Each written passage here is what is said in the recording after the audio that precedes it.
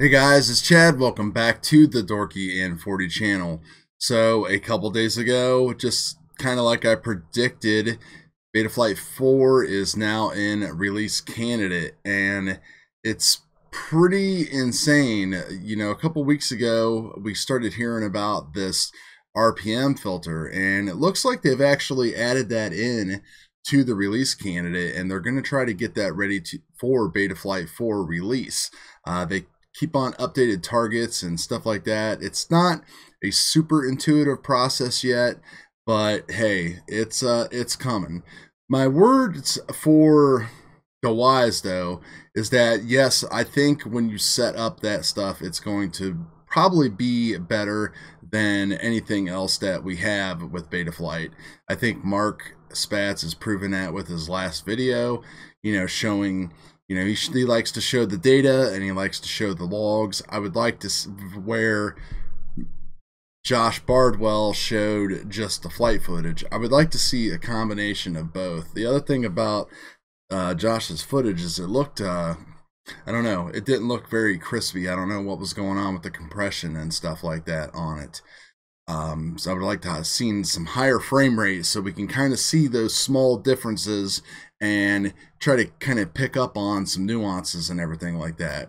So my advice, I'm definitely going to try the RPM filter here shortly, but my advice right off the bat is to kind of follow the processes that I've been going through for the past couple months, which is run that auto dynamic cascading notch and play around with the first stage gyro low pass filter. You're going to get some really fantastic results just doing that. And then when you start adding in all of the other stuff that's there, like, you know, launch mode and the different configurable OSDs and all that kind of stuff, just the little things they add in there to just kind of like whet your appetite a little bit more, I think you're still going to be super happy if you haven't flashed to 4.0 development build yet. So if you look here at just all of the stuff that they've changed in 4.0, now there's going to be a new configurator coming.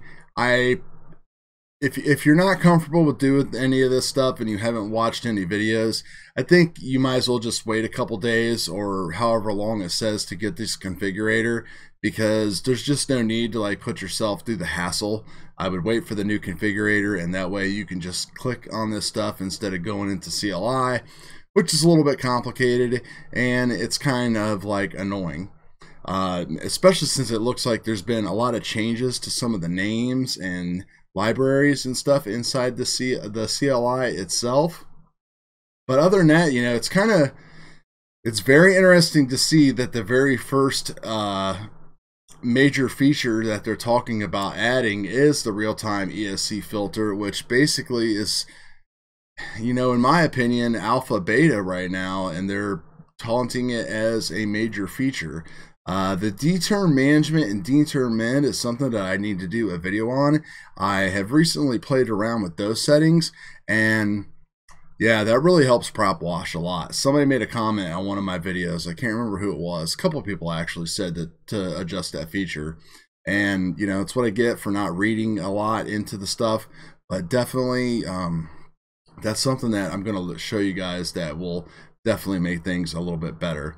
But the throttle-based dynamic gyro and D-term filtering, and then the cascading dynamic notches, all that kind of stuff. Thrust linearization, which is pretty nice.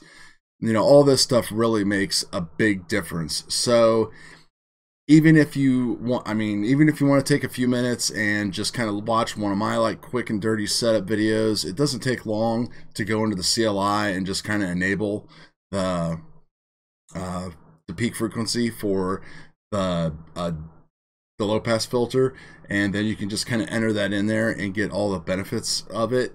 And you can pretty much just leave all your other biquad filters on as stock, because when you get into this RPM stuff, as Marcus said, if you haven't watched this video on UV Tech, you need to go and check it out. We're going to get to the point now where if the RPM filter works as good as it is supposed to work, then we're actually going to be way over filtered. And you know, if you watch this video, you can see that, you know, even Bardwell didn't do the test right. he just stripped away a bunch of filters and just ran that, and that's why his results were kind of skewed.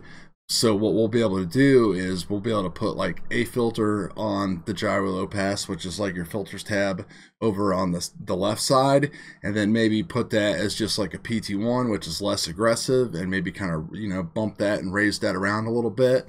And, you know, then the other thing, of course, is adjusting your loop times. You know, not running 8K, 8K, but maybe like 4K, 4K. It's pretty much what the developers are recommending.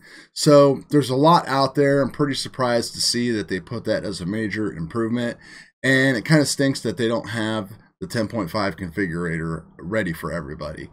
So I'm going to keep an eye on this stuff, and, you know, like I said, I got the Flight 1 stuff going on too, so keep an eye out for that, and that's going to do it, guys.